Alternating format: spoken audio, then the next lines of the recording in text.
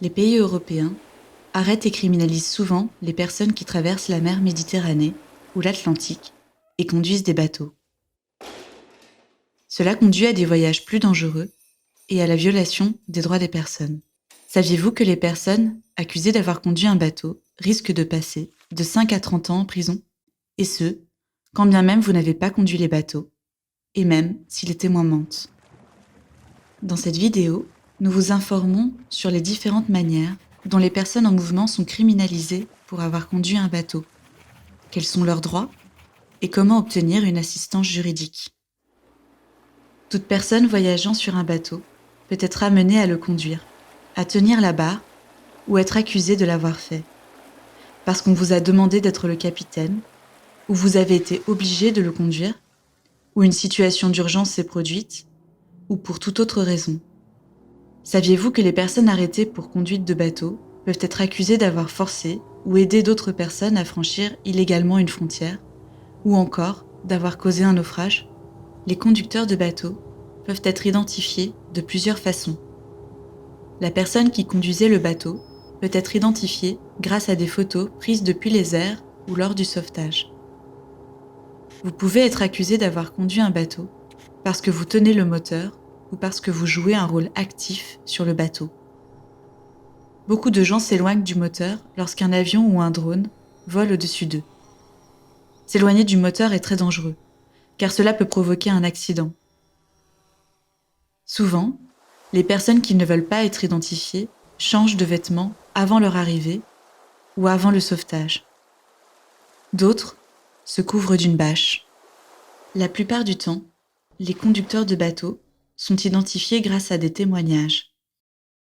Il y a eu des cas où personne n'a été accusé grâce à la solidarité du groupe. Tout le monde a dit qu'ils ne savaient pas qui conduisait le bateau, ou ils ont dit que tout le monde conduisait le bateau.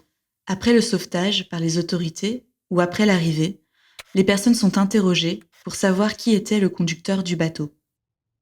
Les autorités essayent d'obtenir des témoignages en divisant le groupe par nationalité ou en essayant de dresser les gens les uns contre les autres. Ils peuvent recourir à la violence ou promettre des avantages. La police peut promettre l'accès à un abri, une scolarisation ou la possibilité de demander l'asile si vous collaborez et dites qui était le conducteur.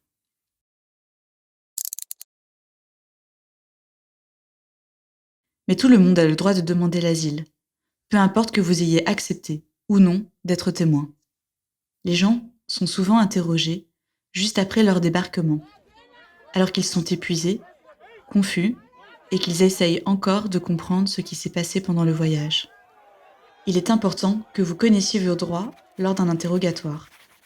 Les gardes-côtes et la police n'ont pas le droit d'utiliser la violence ou d'user de pression pour obtenir un témoignage.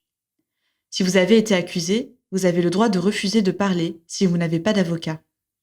Vous avez le droit de parler en présence d'un avocat. Ils ne peuvent pas vous forcer à dire quoi que ce soit sans votre avocat. Vous avez le droit de demander un interprète dans une langue que vous comprenez bien. Ils ne peuvent pas vous forcer à dire quoi que ce soit sans un bon interprétariat, et ce, également lors d'un procès.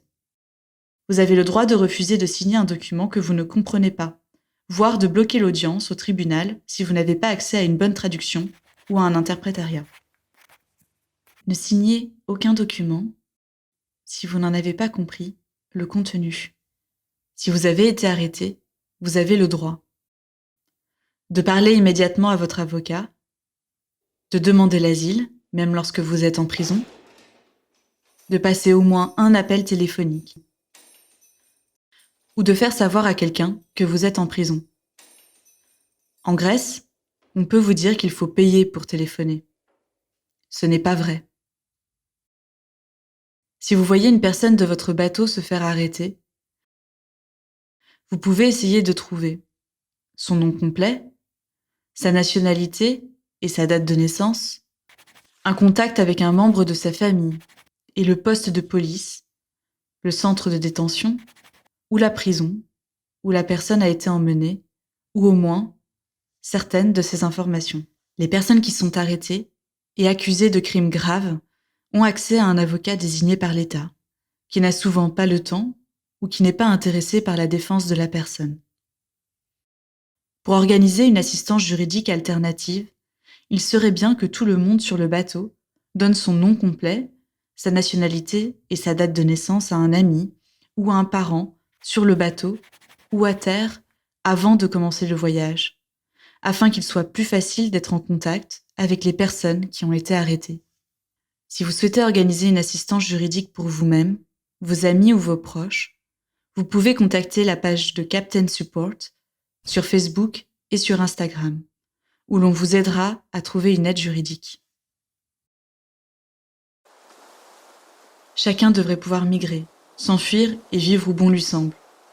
Continuons à nous battre pour un monde sans frontières et pour la liberté de mouvement pour toutes et pour tous.